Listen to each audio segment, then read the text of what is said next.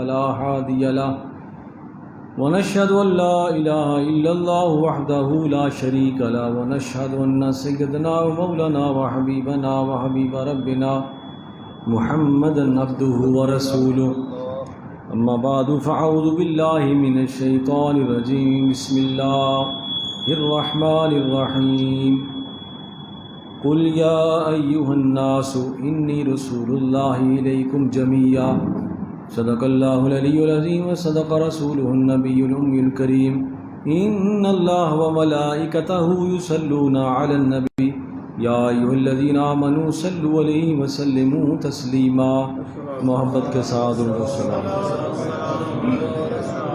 صلاۃ والسلام علیک یا سیدی یا رسول اللہ وعلی آلک واصحابک یا سیدی یا حبیب اللہ صلاۃ والسلام علیک یا سیدی یا رسول اللہ وعلی آلک واصحابک یا سیدی یا حبیب اللہ۔ حضرات محترم برادران اسلام، اللہ تعالیٰ کا لاکھ لاکھ شکر ہے جس کے فضل و کرم سے میں آپ سب جمعۃ المبارک کی ان پاکیزہ گھڑیوں میں حاضر ہیں۔ اللہ تعالیٰ میری آپ سب کی حاضری قبول فرمائے اور جو سنے سنائیں اس پر ہم سب کو عمل کرنے کی توفیق عطا فرمائے۔ جیسا کہ آپ جانتے ہیں کہ آج 8 ستمبر ہے اور پرسوں 6 ستمبر یہ یوم دفاع پاکستان کے طور پر منایا گیا۔ اب دعا کرتے ہیں اللہ تعالیٰ تمام شہدائے پاکستان، شہدائے افواج پاکستان، اللہ تعالیٰ انہیں جنت الفردوس میں اعلیٰ مقام عطا فرمائے۔ اور جس طرح ہمارے جوانوں نے 6 ستمبر 1965 کو ملک پاکستان کا دفاع فرمایا اور اپنی جانوں کے نذرانے پیش کیے، اللہ تعالیٰ سب کو اپنی رحمت کی چھاؤں عطا فرمائے اور ہمیں اپنے ملک کی عزت، اپنے ملک کی حرمت کو بحال رکھنے کی توفیق عطا فرمائے، اور وہ نوجوان، وہ افواج جو ہمارے ملک کی سرحدوں کی حفاظت کرتی ہیں، اللہ تعالیٰ سب کو خیر و سلامتی عطا فرمائے۔ 7 ستمبر جس طرح 6 ستمبر یہ دفاع پاکستان کے طور پر منایا جاتا ہے، 7 ستمبر یہ عقیدہ ختم نبوت کے حوالے سے یہ دن منایا جاتا ہے۔ اور اس دن 7 ستمبر 1974 کو جو ایک فتنہ قادیان یہ رونما ہوا اور جس کی پیش کہ میرے بعد 30 جھوٹے آئیں گے اور ہر کوئی کہے گا کہ میں نبی ہوں، لیکن میرے بعد کوئی نبی نہیں ہے، میرے بعد کوئی رسول نہیں ہے۔ تو وہ فتنے حضور کے زمانہ اقدس میں ہی وہ پیدا ہوئے، پھر ان کا قلع کامہ سیدنا صدیق اکبر رضی اللہ تعالیٰ عنہ نے فرمایا، پھر صحابہ کرام اور اہل بیت طہار نے عقیدہ ختم نبوت کے حوالے سے اپنی جانوں کے نذرانے پیش کیے، اور جیسے جیسے یہ فتنہ آتا، کیونکہ حضور نے فرمایا کہ لوگ آئیں گے، 30 آئیں گے، حضور نے تعداد بھی بتا دی، 30 آئیں گے، 30 کذابون، 30 جھوٹے آئیں گے اور کہیں گے میں نبی ہوں، میں نبی ہوں۔ یاد رکھنا میرے بعد کوئی نبی نہیں ہے، میرے بعد کوئی رسول نہیں ہے، میں خاتم النبیین ہوں، میں خاتم المرسلین ہوں۔ تو 7 ستمبر 1974 کو اس فتنے کو، جو کہ شرعی طور پر بھی جھوٹا ہے، قانونی طور پر اور آئینی طور پر بھی جھوٹا قرار دیا گیا اور اس کو کافر قرار دیا گیا۔ یاد رکھیں ہمارے ملک میں بہت سارے اقلیتیں رہتی ہیں، ہندو رہتے ہیں، وہ اپنا کام کرتے ہیں، ہمیں کوئی اعتراض نہیں ہے، وہ بتوں کو پوجتے ہیں، ٹھیک ہے۔ سکھ رہتے ہیں، عیسائی رہتے ہیں، وہ اپنے اپنے طور پر کام کرتے ہیں، سمجھائیں سمجھتے ہیں ٹھیک، نہیں تو نہیں اپنا کام کرنے دیں۔ لیکن یہ جو فتنہ ہے جو ختم نبوت پر ڈاکہ ڈالتے ہیں، یہ ہمارا لباس پہن کر لوگوں کو گمراہ کرتے ہیں۔ فرق یہ ہے، ہندو ہیں وہ اپنے مندر میں ہے، اپنا اس نے لباس پہنا ہے، اپنے اس کے لباسات ہیں، وہ سیتا کپڑے جو مرضی کرے۔ سکھ ہیں وہ اپنے گرو کا کام کریں، عیسائی وہ اپنے معاملات کریں۔ جس عیسیٰ کو وہ خدا کا بیٹا کہتے ہیں، حضور عیسیٰ علیہ السلام وہ ہمارے نبی ہیں، وہ خدا کے بندے ہیں، اس کے رسول ہیں، اس کے نبی ہیں، لیکن وہ اپنا کام کرتے ہیں۔ لیکن یہ جو فتنہ ہوتا ہے یہ ہمارا لباس پہن کر لوگوں کو دھوکہ دیتا ہے۔ دیکھو جی، ہم بھی کلمہ پڑھتے ہیں، ہم بھی جو ہے وہ اللہ کو ایک مانتے ہیں۔ یاد رکھیں، کوئی بندہ خدا کو ایک مانے، نماز پڑھے، روزہ رکھے، قرآن کو مانے، سب نبیوں کو مانے، سب رسولوں کو مانے، سب اولیاء کو مانے، اگر وہ حضور کی ختم نبوت کو نہیں مانتا وہ کافر ہے۔ ہمارا ایمان جو ہے نا، یہ دو حصوں میں ہے، ایک عقیدہ توحید اور دوسرا عقیدہ ختم نبوت، عقیدہ ختم رسالت۔ اگر یہ چیز نکل جائے، عقیدہ ختم نبوت نکل جائے، نہ توحید سلامت رہتی ہے، نہ نماز سلامت رہتی ہے، نہ حج سلامت رہتا ہے، نہ قرآن کا ماننا سلامت رہتا ہے۔ یہ اتنی اہم بات۔ بڑی بڑی جنگیں ہوئی، جنگ بدر ہوئی، چند صحابہ کرام شہید ہوئے، جنگ احد ہوئی، چند صحابہ کرام اس طرح میدان احد میں، میدان تبوک میں اور دیگر غزوات ہوئے، جنگیں ہوئیں، لیکن وہ جنگ جو سیدنا صدیق اکبر رضی اللہ تعالیٰ کے دور پاک میں ختم نبوت کے حوالے سے مسیلمہ کذاب کے خلاف لڑی گئی، اس میں 1200 صحابہ کرام شہید ہوئے۔ اتنا اہم مسئلہ ہے۔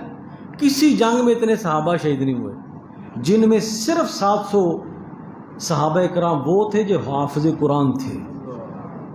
تو عقیدہ ختم نبوت، اس کا دفاع کرنا، اس کے بارے میں جاننا، اس کے بارے میں معلومات رکھنا، اپنے بچوں کو سمجھانا، آنے والی نسلوں کو سمجھانا، یہ ہر بندہ مومن کی ذمہ داری ہے، ہر حضور کے امتی کی ذمہ داری ہے۔ ہم مہنگائی برداشت کر لیں گے، ہم مشکل وقت برداشت کر لیں گے، یہ ساری چیزیں اپنی ہیں، لیکن اگر کوئی ہمارے عقیدے پر، ہمارے دین پر، ہماری اساس پر، ہماری بنیاد پر کوئی حملہ کرے گا، یہ برداشت نہیں کر سکتے۔ حضور کی ختم نبوت پر کوئی ڈاکہ ڈالے گا، وہ ہم برداشت نہیں کر سکتے۔ ہم ٹھیک ہے، وہ سارے معاملات، کسی غیر مسلم کے خلاف کوئی ایسا معاملہ نہیں ہونا چاہیے، کوئی ظلم زیادتی نہیں ہونی چاہیے، لیکن یہ بھی نہیں ہونا چاہیے کہ کوئی ہمارے مقدسات کی توہین کرے، کوئی قرآن کے بارے میں توہین کرے، کوئی حضور کے بارے میں توہین کرے، کوئی رسولوں کے بارے میں توہین کرے، یہ بھی ہم برداشت نہیں کر سکتے۔ اس لیے اگر یہ ملک امن چاہتا ہے، اس ملک کو امن دینا ہے، تو ہر بندے کو، ہر انسان کو اپنی اپنی حدود میں رہنا ہوگا، کیونکہ یہ ملک پاکستان، اس کی بنیاد لا الہ الا اللہ محمد رسول اللہ ہے، اس کی بنیاد حضور کی محبت، اس کی بنیاد قرآن پاک ہے۔ اگر کوئی ان چیزوں کو ٹچ کرے گا تو ظاہر ہے نقصان تو ہوگا۔ اس لیے خود کو بچانے کے لیے دوسرے لوگوں کو کچھ چیزوں کی احتیاط کرنا بھی ضروری ہے۔ اس طرح اقلیت کے حقوق ہوتے ہیں نا، اس طرح اکثریت کے بھی حقوق ہیں۔ اس لیے اگر آپ چاہتے ہیں کہ ایسا نہ ہو تو آپ بھی ویسا نہ کریں۔ تو کہنے کا مقصد میں جو بیان کر رہا تھا کہ 7 ستمبر جو ہے یہ ختم نبوت کے حوالے سے منایا جاتا ہے۔ قرآن پاک میں کئی مقامات پر کتنی 100 آیات ہیں جو ظاہراً، باطناً، تفصیلاً، اجمالاً وہ حضور کی ختم نبوت کی گواہی دیتی ہیں۔ وہاں مشہور آیت سنتے رہتے ہیں، ما کان محمد من رجالکم ولکن رسول اللہ خاتم النبیین۔ اے لوگو، محمد صلی اللہ علیہ وآلہ وسلم تمہارے مردوں میں سے کسی کے باپ نہیں، لیکن وہ اللہ کے رسول ہیں، وہ خاتم النبیین ہیں۔ رسالت کا دروازہ بھی آپ پر بند، نبوت کا دروازہ بھی آپ پر بند ہے۔ آپ کے بعد نہ کوئی نبی ہے، نہ کوئی رسول ہے۔ قرآن پاک کے شروع میں، سورہ البقرہ کے شروع میں آتا ہے والذین یؤمنون بما انزل علیک وما انزل من قبلک۔ اے میرے محبوب، ایمان والے وہ ہیں جو ان کتابوں پر بھی ایمان لائے، جو اس کتاب پر بھی ایمان لائے جو آپ پر اترا ہے اور جو آپ سے پہلے نبیوں پر اترا ہے۔ یہ بھی حضور کی ختم نبوت ہے۔ یہ نہیں فرمایا کہ جو آپ پر اترا ہے اور آپ سے پہلے نبیوں پر اترا ہے جو آپ کے بعد اترے گا، یہ نہیں فرمایا۔ فرمایا جو آپ پر اترا، یؤمنون بما انزل علیک وما انزل من قبل، اور جو آپ سے پہلے اترا ہے، جو پہلے نبیوں پر اترا ہے، یعنی اگر کوئی بعد میں نعوذ باللہ مکان ہوتا تو اللہ پاک فرماتے جو آپ کے بعد اترے گا، یہ نہیں فرمایا، فرمایا جو پہلے اترا ہے اور جو آپ پر اترا ہے ایمان والے اس پر بھی ایمان رکھتے ہیں، یہ ختم نبوت کی سب سے بڑی دلیل ہے۔ ویسے تو اللہ پاک نے ظاہری طور پر اعلان فرما دیا، پھر بے شمار آیا کریمہ، بے شمار آیا کریمہ، اسی کو لے لیں، وما ارسلناک الا رحمۃ للعالمین، اے محبوب ہم نے آپ کو صرف مسلمانوں کے لیے نہیں، صرف ایمان والوں کے لیے نہیں، سارے جہانوں کے لیے رحمت بنا کر بھیج دیا ہے۔ سبحان اللہ۔ آپ کے بعد نعوذ باللہ کو رحمت للعالمین ہو ہی نہیں سکتا، تو یہ تاج کس کو پہنا؟ یہ تاج آپ کو پہنا دیا گیا ہے۔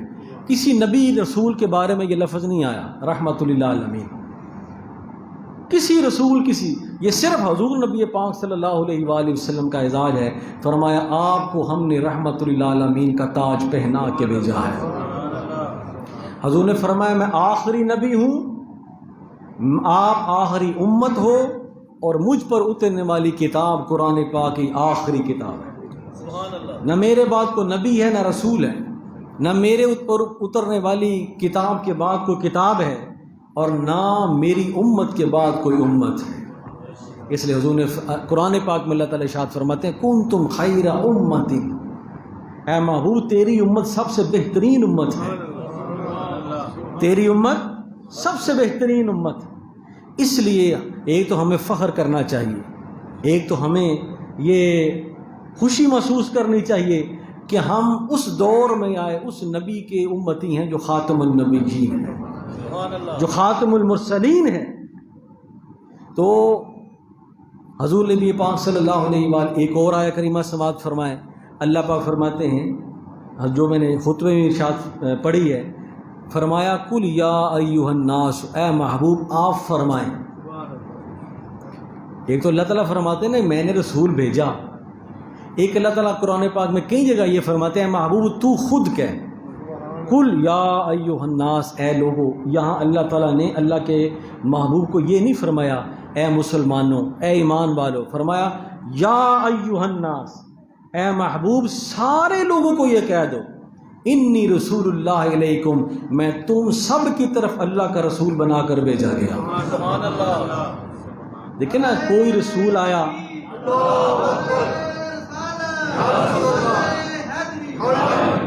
کوئی رسول آیا قوم عاد کی طرف، قوم بنی اسرائیل کی طرف، قوم سمود کی طرف، وہ مخصوص علاقے، مخصوص شہر، مخصوص ممالک، لیکن فرمایا محبوب ہم نے آپ کو ساری انسانیت کے لیے رسول بنا کر بھیجا۔ سبحان اللہ۔ ایک اور آیت سماعت فرمائیں، اللہ تعالیٰ نے ارشاد فرمایا یا ایھا الذین آمنو، اے ایمان والو۔ ذرا اس کا آیت پہ غور کرنا، یا ایھا الذین آمنو، اے ایمان والو، آمنوا باللہ ورسولہ، اللہ اس کے رسول پر ایمان لاؤ۔ اب عجیب دیکھیں نا، اللہ تعالیٰ ایمان والا کہہ بھی رہا ہے لیکن پھر بھی کہہ رہا ہے کہ اللہ اس کے رسول پر ایمان لاؤ۔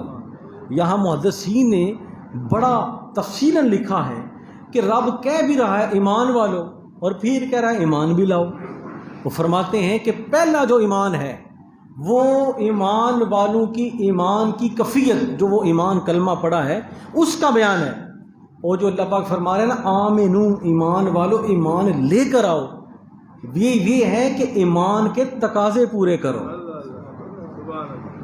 ایک ہوتا ہے نا میں اللہ اس کے رسول کو مانتا ہوں، یہ ہے ایمان۔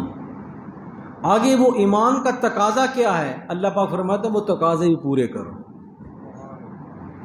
تو فرمایا پھر دوسری بات اللہ نے ارشاد فرمائی والکتاب الذی انزل من قبل، فرما اور اس کتابوں پر ایمان لاؤ جو میرے نبی سے پہلے نازل ہوئی ہیں۔ ایک ایمان بھی لاؤ اور ان کتابوں پر ایمان لاؤ جو میرے نبی سے پہلے، بعد میں نہیں، بعد میں کتاب اترنی نہیں ہے، بعد میں کتاب اترنی نہیں ہے، اس لیے فرمایا جو بھی اترا ہے پہلے اس پر بھی ایمان لاؤ، جو میرے محبوب پر اترا ہے اس پر بھی ایمان لاؤ۔ تو حضور کی ختم نبوت، ختم رسالت وہ عقیدہ ہے جو ہمارے ایمان کی جان ہے۔ اگر عقیدہ ختم نبوت نہ ہو تو عقیدہ توحید بھی نہیں بچتا۔ عقیدہ توحید کی جان بھی حضور کی ختم رسالت، ختم نبوت۔ آج کل سوشل میڈیا پر ایسے ایسے فتنے، ایسی ایسی باتیں، دیکھو نہیں یہ ہے نہیں وہ ہے نہ، اس چیز پر ایمان پر کوئی کمپرومائز نہیں، کوئی سمجھوتا نہیں۔ اس لیے اپنے ایمان کی حفاظت کریں، اپنے عقیدے کی حفاظت کریں۔ حضور نبی پاک صلی اللہ علیہ وآلہ وسلم نے ارشاد فرمایا مجھے 6 باتوں میں دیگر نبیوں سے فضیلت دی گئی ہے۔ فرمایا سب سے پہلے کہ اللہ تعالیٰ نے مجھے محمد بنایا ہے، مجھے محمد بنایا ہے۔ فرمایا دوسری بات اللہ تعالیٰ نے مجھے روب دیا ہے، یہاں نعرہ رسالت لگتا ہے تو کفر کانپ جاتا ہے۔ سبحان اللہ۔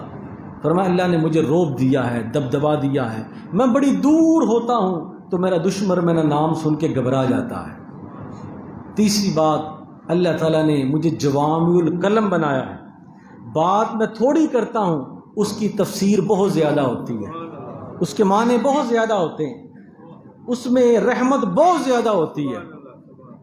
فرمایا اللہ تعالیٰ نے مجھے حاشر بنایا ہے، یعنی کائنات کا حشر جو ہے وہ میرے لوائے حمد کے نیچے ہوگا۔ سبحان اللہ۔ میں دیکھوں گا کہ میرے غلاموں کے ساتھ کیا ہو رہا ہے، حضور کو کھڑا کیا جائے گا۔ اسی لیے تو علامہ اقبال نے فرمایا یا اللہ وہ تو میرا حساب نہ لینا، اور اگر حساب لینا ہے تو حضور کی نگاہوں سے پوشیدہ لینا، کیونکہ میرے پلے کچھ نہیں ہے۔ حضور نے سامنے جو کھڑا ہونا، گرد میں بینی حسابم ناگزیر از نگاہ مصطفیٰ پہ نہام بگیر۔ اگر حساب لینا ہے تو پھر حضور سے چھپا کر لینا ہے، کہیں شرمندہ نہ ہو جاؤں۔ تو فرمایا کہ اللہ نے مجھے عاقب بنایا ہے، ہاں اللہ نے مجھے ماہی بنایا۔ 5ویں چیز یا رسول اللہ ماہی کیا ہے؟ فرمایا میرے نام کے ساتھ اللہ تعالیٰ کفر کو مٹا دیتا ہے، سبحان اللہ۔ جہاں میرا نام لیا جاتا ہے وہاں روشنیاں ہو جاتی ہیں، دلوں سے غم مٹاتا ہے محمد نام ایسا ہے۔ فرمایا میرے نام سے اللہ تعالیٰ کفر کو ختم کر دیتا ہے۔ اور آخری بات حضور نے فرمایا والعاقب، اللہ نے مجھے عاقب بنایا ہے، اور عاقب میں اس لیے ہوں کہ میرے بعد نبی کوئی نہیں ہے، میرے بعد رسول کوئی نہیں ہے، حضور خاتم النبیین ہے، حضور خاتم المرسلین ہے، اس لیے فرمایا کہ میں اللہ نے مجھے عاقب بنا کر بھیجا ہے، میرے بعد کوئی رسول نہیں، میرے بعد کوئی نبی نہیں۔ آج چھوٹے چھوٹے لوگ جن کے جو ہے وہ بد تہذیب اور بد اخلاق، جس طرح مرزا غلام احمد قادیانی نعوذ باللہ من ذالک، وہ جو ناپاک شخص جس نے حتم نبوت پر ڈاکہ ڈالا آج سے 100 سال پہلے، اور جو ذلیل و خوار ہو کر ختم ہو گیا، اور انشاءاللہ جو بھی آئے گا وہ ختم ہوگا۔ جس نے بھی حضور کی ناموس پر ہاتھ ڈالنے کی کوشش کی ہے، کیونکہ جو ناپاک لوگ ہوتے ہیں نا ہر اونچی چیز کو ہاتھ ڈالنے کی کوشش کرتے ہیں کہ موسیقی میرے پلے بھی کچھ پڑ جائے، لیکن اللہ تعالیٰ نے فرمایا ورفعنا اللہ کا ذکر، اے محبوب ہم نے آپ کے ذکر کو ہر چیز سے بلند کر دیا۔ اگر یہ ہوتا تو حضور نے فرمایا لو کان بعد النبی لکان عمر، اگر میرے بعد نبوت کا امکان ہوتا تو میرا عمر اس قابل تھا کہ نبی ہوتا، لیکن لا نبی بعدی، میرے بعد کوئی نبی نہیں۔ حضرت علی شیر خدا رضی اللہ تعالیٰ کے بارے میں غزوہ تبوک کے موقع فرمایا علی تیری مثل، تیری اور میری مثال اس طرح ہے جس طرح حضرت موسیٰ علیہ السلام کے نزدیک حضرت ہارون تھے، یہ دونوں بھائی تھے، لیکن حضرت موسیٰ بھی نبی ہیں، حضرت ہارون بھی نبی ہیں۔ یہاں ایک شائبہ پیدا ہو سکتا تھا، بھائی ہونے میں تو میرے نزدیک اس طرح ہے جس طرح حضرت موسیٰ علیہ السلام کے نزدیک حضرت ہارون علیہ السلام تھے، لیکن یاد رکھو لا نبی یا بعدی، میرے بعد نبی کوئی نہیں۔ علی تیرے فضائل بڑے ہیں، شانیں بڑی ہیں، لیکن وہ شان فضائل میری وجہ سے ہے، وہ کمال میری وجہ سے ہے، جس کو جو مرتبہ ملا ہے وہ حضور کی نسبت سے ملا۔ اس لیے فرمایا میرے بعد کوئی نبی نہیں، جو بھی ہے وہ میرا غلام ہوگا۔ یہاں تو 4 بندے اکٹھے ہو جائیں تو لوگ کہتے ہیں یہ جی ہم پتہ نہیں کیا بن گئے، لاکھوں لوگ اولیاء کرام کے گرد اکٹھے ہوئے، سب نے کہا ہم غلام مصطفیٰ ہیں۔ حضور حضرت خواجہ معین الدین چشتی اجمیری رحمۃ اللہ علیہ، آپ کے نزدیک لاکھوں لوگ اکٹھے ہوئے، آپ نے فرمایا حضور کا غلام ہوں۔ حضور داتا علی اجمیری لاکھوں کافروں کو کلمہ پڑھایا، اسلام کی شمع کو فروزہ کیا، فرمایا حضور نے بھیجا ہے، حضور کی غلامی میں یہاں پہنچا ہوں۔ یہ حضور کی غلامی کا فیض ہے۔ بڑے بڑے مفسر، بڑے بڑے محدث، بڑے بڑے محقق آئے، سب نے کہا ہم حضور کی غلامی کا دم بھرتے ہیں، لیکن حضور نے فرمایا سلاسون کذابون، 30 جھوٹے آئیں گے، ہر کو کہے گا بڑے بڑے فتنے آ رہے ہیں، بڑے بڑے لوگ اب دعویٰ کر رہے۔ یہ خاتم النبیین جو ہے نا، یہ بڑا لفظ آپ کو پتہ ہے کہ ہمارے ماضی میں ایک وزیر اعظم آیا، 3 دفعہ یہ لفظ ہی نہیں پڑھا گیا، خاتم النبیین نہیں پڑھا گیا، خاتم النبیین نہیں پڑھا گیا، خاتم النبیین نہیں پڑھا گیا، اور یہ تو پہلے سال کے بچے کو کہیں تو کہے گا خاتم النبیین۔ تو کس درجگاہ میں پڑا ہوا ہے؟ تو کس مذہبی پیشوائی کا دعویٰ کر رہا ہے؟ جس کو خاتم النبیین ہی پڑھنا نہیں آتا، کیا وہ مسلمان بھی کہلانے کے لائق ہے؟ اس لیے یہ حضور علیہ الصلوۃ والسلام نے فرمایا انا خاتم النبیین، میں خاتم النبیین، سارے نبیوں کا آخری۔ پھر حضور نبی پاک صلی اللہ علیہ وآلہ وسلم نے فرمایا اے لوگو، اللہ تعالیٰ نے مجھ پر نبوت اور رسالت کا دروازہ ختم کر دیا۔ جب سیدنا صدیق اکبر رضی اللہ تعالیٰ دور میں جنگ حتم نبوت لڑی گئی مسیلمہ کذاب کے خلاف، تو رات بھی ہمارے علامہ صاحب وہ واقعہ سنا رہے تھے، میں نے بھی سنانا تھا کہ حضرت ام عمارہ کے صاحبزادے یہ مسیلمہ کذاب کے پاس گئے اور اسے سمجھایا یاد رکھو ہمارا نبی آخری نبی ہے، آخری رسول ہے۔ مسیلمہ کذاب جو ہے وہ بھی نبی کا دعویٰ کر رہا تھا، لیکن کیا پدی کا شوربہ۔ تو اس نے کہا اچھا تیری جسارت کیسے ہوئی کہ اکیلا ہی آ گیا ہے؟ اس نے کہا ہم نے تو اپنا سب کچھ اپنے نبی پر قربان کر دیا ہے، مجھے اکیلا آنے میں کیا حرج ہے؟ خبردار جو ہمارے نبی کی ختم رسالت اور ختم نبوت کا ڈاکہ ڈالا، تمہارا انہوں نے پکڑ لیا۔ تو اس کے لوگوں نے، اس کے درباریوں نے کہا کہ ہم تمہاری جان چھوڑ دیں گے، کہو کہ مسیلمہ کذاب نبی ہے، نعوذ باللہ۔ وہ کذاب تھا نا، تو آپ نے ہاتھ کے اشارے سے کان کی طرف اشارہ کیا، آپ نے فرمایا جو کہہ رہے ہو میں نہیں سن رہا۔ اور درباریوں نے کہا کہ جناب یہ تو گونگا ہے، بہرا ہے، سن نہیں سکتا۔ انہوں نے پھر کہا جی میں نہیں سن رہا، تو آپ کیا کہہ رہے ہیں؟ تو ایک نے کہا یہ کہو کہ محمد اللہ کے آخری نبی رسول ہیں۔ آپ نے بلند آواز میں کہا کہ میرے آقا مولا اللہ کے آخری نبی رسول ہیں۔ فرمایا یہ بہرا نہیں ہے، فرمایا جو تم کہتے ہو میں سن نہیں سکتا، اور جو مجھے کہا جا رہا ہے اس کے کہے بغیر میں رہ نہیں سکتا۔ تو پھر کیا ہوا کہ آپ کے دائیں بازو کو کاٹا گیا، دائیں بائیں ٹانگ کو کاٹا گیا، پھر کہا گیا کہو محمد اللہ کے آخری نبی ہیں؟ فرمایا ہاں میرا آقا اللہ کا آخری نبی اور آخری رسول ہے۔ پھر دوسرا بازو بھی کاٹا گیا، پھر جو ہے وہ بائیں جو ٹانگ کاٹ دی گئی، لیکن آپ یہی کہتے رہے، پورا جسم کاٹ دیا گیا، لیکن آپ یہی کہہ رہے تھے کہ میرا نبی خاتم النبیین ہے۔ سبحان اللہ۔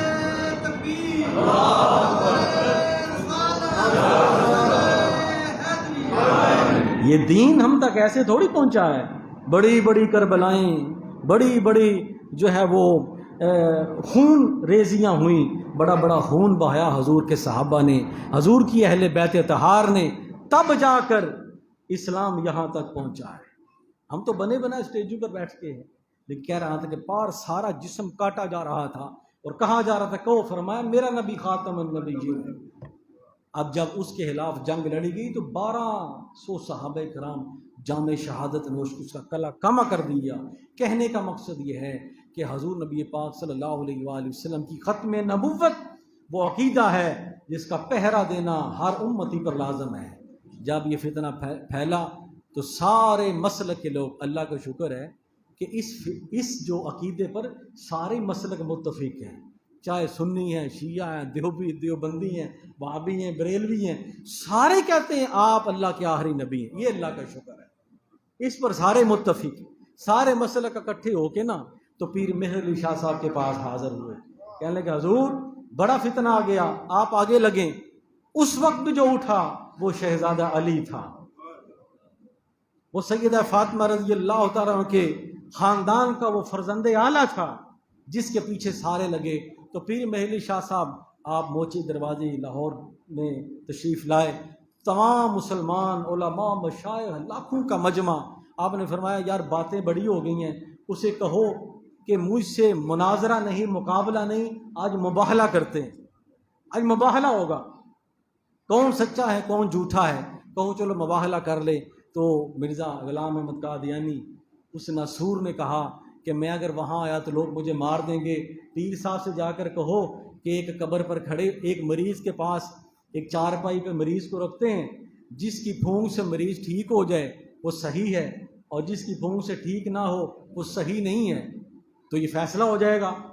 آپ نے فرمایا مریض کو تو ڈاکٹر بھی ٹھیک کر لیتا ہے، مریض کو تو حکیم بھی دوائی دے تو وہ ٹھیک ہو جاتا ہے، فرمایا ایک قبر پر کھڑے ہو جاتے ہیں، ایک قبر پر کھڑے ہو جاتے ہیں، اور تو قبر والے سے کہہ کر اٹھ کر کھڑا ہو جائے، اگر تیرے کہنے سے کھڑا ہو گیا تو ٹھیک ہے، اگر میرے کہنے سے کھڑا ہو گیا تو میں ٹھیک ہوں۔ اب جھوٹ کے پاؤں نہیں ہوتے، جھوٹ کے پاؤں نہیں ہوتے، وہ بھاگتا ہے، اس کے پاس کوئی دلیل نہیں ہوتی۔ اس نے کہا یہ تو کام مشکل، یہ تو پلے پڑ گیا۔ اس نے کہا نہیں، بات یہ ہے کہ ایک قلم آپ لیں، ایک جو ہے وہ قرآن پاک کی تفسیر لکھیں، ایک قلم میں لیتا ہوں، میں قرآن کی تفسیر لکھتا ہوں، اور جس کی تفسیر ٹھیک ہوگی وہ سچا ہے۔ آپ نے فرمایا یہ تو ہر بندہ کر سکتا ہے، جو بھی عالم ہے وہ کر سکتا ہے۔ فرمایا ایک قلم اور کاپی تیرے سامنے رکھتے ہیں، ایک قلم اور کاپی میرے سامنے رکھی جاتی ہے، جس کے حکم سے قلم خود بخود چلے، جس کے حکم سے قلم خود بخود چلے وہ سچا ہے۔ یہ ہیں حضور کے غلاموں کے دعوے۔ اب وہ جھوٹا تھا نا، تو پیر جماعت علی شاہ صاحب آپ نے فرمایا حضور چھوڑیں، اس کے دن گنے جا چکے ہیں، میں دیکھ رہا ہوں کہ یہ گندگی کے ڈھیر میں گر کر مرنے والا ہے، اس کے دن گنے جا چکے ہیں۔ تو فرمایا کہ حضور یہ اتنے بڑے دعوے جو ہیں آپ نے کیوں فرمائے؟ فرمایا جن کی ڈیوٹی دے رہا تھا وہ میرے پیچھے کھڑے تھے، جن کی غلامی